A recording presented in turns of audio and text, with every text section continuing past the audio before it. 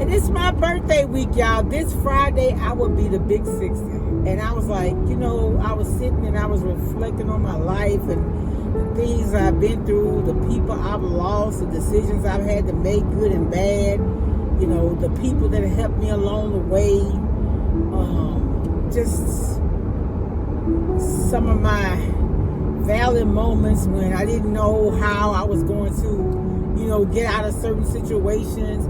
Having kids young and having to provide and letting them be active in different things and, traveling. And it's just, and I just thank God for all the things I've been through in life, good and bad, the people I've met who have helped me along the way, criticism, constructive criticism that's helped me to grow.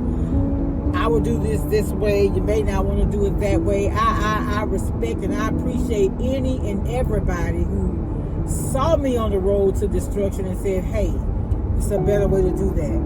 I'm so grateful because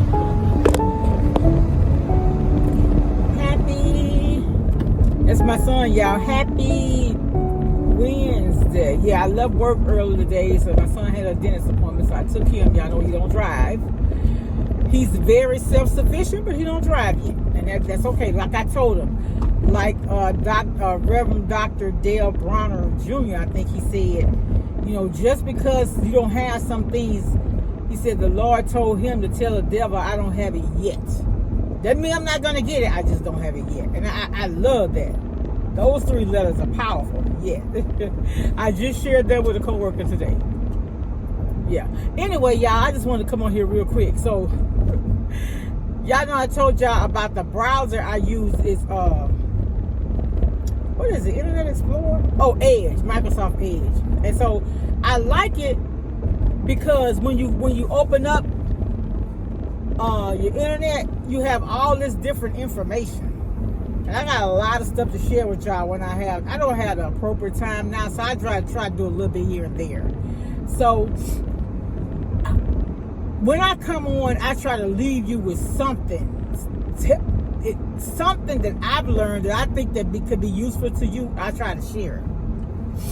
And so, this guy was saying his name is, he does financial consulting and things like that. And he tell you about the stock and all that.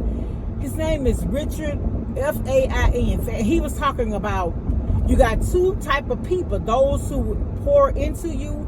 Hold on. How did he say it? I don't want to lie. Those who add to your life and those who take away. And that may not be the words he used, but in essence, that's what he's saying. So when I come on here, I'm trying to add value. I'm trying to add something to your life.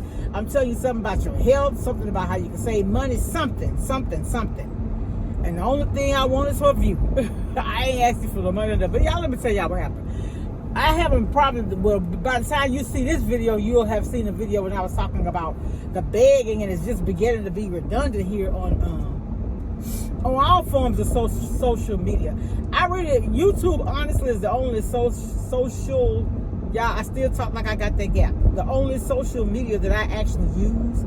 I don't really do Instagram because my page was compromised. I haven't decided to do it again. Facebook, I used to see so many of my people dying. I got tired of going back on there and seeing my deceased relatives. It just made me too sad. And the rest of it, I just don't have time. But anyway, I was reading an article on Microsoft, and y'all, guess what it said? Oh Lord, why do they use a signal? I could have been gone. I hate people. There go another one. Oh, they make me sick with that. Anyway, y'all not gonna believe this. The federal government has a PayPal account. The federal government has a PayPal account. And what they're saying is you can help pay down the federal debt if you give to them. The federal government is begging for people. They got a PayPal asking you to PayPal them money. I say, Lord, I done seen it all. I don't know how long it's been there. I'm going to share the article. I was like, what? The feds? To help pay down the debt. So if you are blessed and you want to help the federal government, I'm going to share the information where you can help pay down the federal debt by contributing to their PayPal account. All right, y'all. Be blessed. Much love. All right, y'all. It's been a busy day. So I worked, got off, took my son to his dentist appointment. That went well. Dropped him off. Tried to work on a video. It just didn't happen that way. So now I'm headed to church because I got something I got to do there tonight. And we got Bible study. So I'll probably be, it's 4:33, excuse me. I'll probably be 7 o'clock, 7:30 getting home. Excuse me, because Bible study is an hour long. But it's okay. Then tomorrow night I got a meeting on my job. So it'll probably be 7 o'clock tomorrow night before I get home. I had a meeting Monday night. It was about 6:30 before I got home Monday night. And it's my birthday week, y'all. This Friday, I will be the big 60. And I was like, I was sitting and I was reflecting on my life and the things I've been through, the people I've lost, the decisions I've had to make, good and bad. The people that have helped me along the way. Just some of my valiant moments when I didn't know how I was going to, get out of certain situations, having kids young and having to provide and letting them be active in different things and, traveling. And it's just, and I just thank God for all the things I've been through in life, good and bad, the people I've met who have helped me along the way, criticism, constructive criticism that's helped me to grow. I will do this way. You may not want to do it that way. I respect and I appreciate any and everybody who saw me on the road to destruction and said, hey, it's a better way to do that. I'm so grateful because, there have even been people who didn't know me that may have come across condescending and oppositional, but the things that they told me, even though I didn't understand it then, later the Lord revealed to me that what that person actually said to me wasn't something to be condescending, but something to actually elevate me. And I'm old enough and I'm mature enough and I'm in a space spiritually, mentally, physically to understand it now. I mean, I didn't understand it when it was happening. Sometimes you have to step outside of what's actually happening, look at the big picture. And sometimes the things you're going through, you can't see them while you're going through it. You only understand the lesson when you get out. That's why I come here trying to offer advice. And like one of the first things I said when I started making videos, because for a long time, all I did was cook. But one thing I can say to any young lady, if you love a man, don't sleep with him. My sister said that, and I wish that I would have heard that young and would have understood it. Because in all honesty, if I had to do it all over again, I would not have kids until the man who the Lord had for me and loved me unconditionally, that we were married. And that we were successful enough to raise our children properly, to give them a proper education. Just everything that they needed to be whole, to help them to succeed. I don't know, for some reason here, one thing, and so like for me, for my birthday, I don't even have, I'm about to be 60. A lot of times for those monumental birthdays, people are planning big parties and vacations. I haven't done any of that. I just want to bask in the opportunity to still have breath in my body. You understand what I'm saying? And I may do something later. This is my 60th birthday. After my 60th birthday, I'm celebrating to the whole. I'm not just celebrating August. I'm celebrating the rest of the year. Honestly, I am. And so I realized that there have been situations that I've gone through that have stemmed my growth. You understand what I'm saying? I had to sit down and realize that I let some things get me in a place that I shouldn't have gone.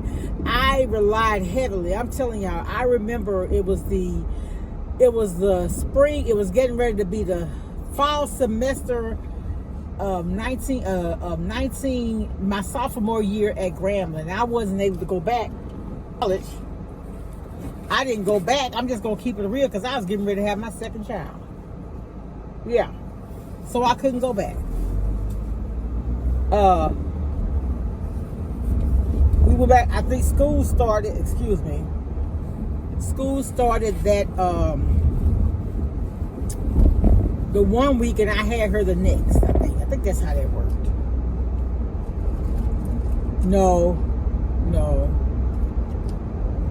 I'm trying to remember. I want to be honest with y'all. Yeah. Because I had her 85. So, no, I went back my sophomore. Wait a minute. I can't remember. I have to figure it out. And then I'll put it in the caption there. I'll put it there. But, you know, and it's just... What I could have done is had her and went back, but I didn't have my own transportation and everything. But everything I went through made me a better person, because I realized once I had children, it wasn't about me, it was about them. And I did what I had to do as a young single mother. You know, I'm not proud of the situation I put myself in, but I'm proud of the way I overcame it. I consider myself resilient to be and to have gone through what I went through from a high school dropout, you know, to where I am today. I'm not where I need to be. I'm not where I could have been if I would have just, you know, conformed to what society standards would have been for me as a young single mother.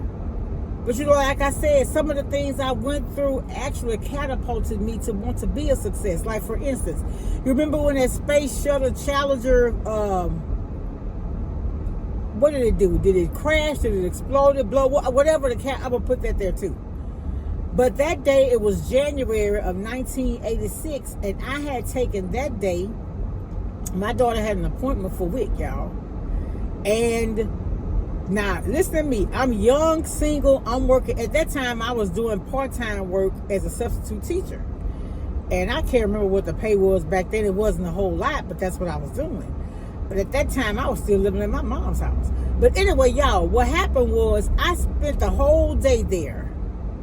And they told me at the end that because my daughter was healthy, she didn't have any illnesses or anything, and she was progressing, you know, higher than average. They denied me WIC. I did not get WIC. Sure did. Now check this out. By the time I had my son, I was able to get WIC, and I was working a full-time job and had a college degree. By then, you know, the standards had changed, but going through what I went through, like I said, it made me the person that I am today, because I understood what I needed to do. I feel like if I would have gotten too much, I feel like if I wouldn't have been given too much too soon, I wouldn't be the person I am today. I probably would be lazy, depending on government assistance and all that. But what that did, it made me realize, hey, the world don't owe you nothing. Get up and go get it, right? And that's what I did. And to this day, I'm still doing it. Federal assistance, government assistance, where? No, ma'am. I went back to school. I graduated, right? And I did what I needed to do. Yeah. All right, y'all. So I made it to the church, and I'll call y'all back. I'll talk to y'all later.